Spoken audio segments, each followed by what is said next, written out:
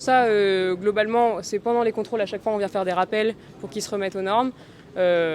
Ça se passe plutôt bien, mais voilà, si on est sur une visée assez constructive où on va pouvoir rappeler aux professionnels ce qu'il faut faire, et voilà, on a une pression de contrôle qui est assez forte pour que ça ne dégénère pas et que la sécurité des passagers soit bien respectée et que voilà, on ait des équipements qui soient conformes.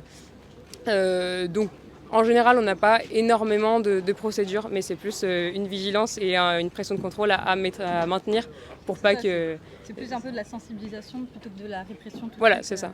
C'est plutôt ça. Après, voilà, si on voit des choses qui ne vont pas du tout et qui mettent en danger la sécurité des passagers, bah, voilà, on verbalisera, il n'y a pas de question sur ça. Et justement, en termes de répression, que risque un plaisancier qui ne respecte pas les règles ?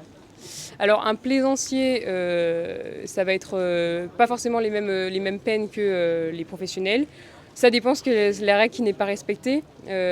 Si on parle par exemple de l'arrêté d'approche des cétacés qui s'applique aussi en saison estivale parce qu'on n'a plus de baleines mais on a quand même des dauphins, derrière on peut avoir des suspensions de permis côtier, on peut avoir des amendes qui dépendront de la gravité de l'infraction, en administratif ou en judiciaire. Parce qu'on travaille aussi avec le tribunal.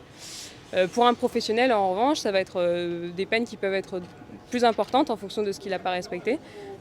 Notamment si les documents réglementaires du bateau ne sont pas respectés, s'il y a des marins qui naviguent alors qu'ils n'ont pas le droit de le faire par rapport à leur brevet ou par rapport à leurs aptitudes médicales, ça peut aller jusqu'à des amendes de plusieurs milliers d'euros et même sur certaines infractions de l'emprisonnement qui est possible.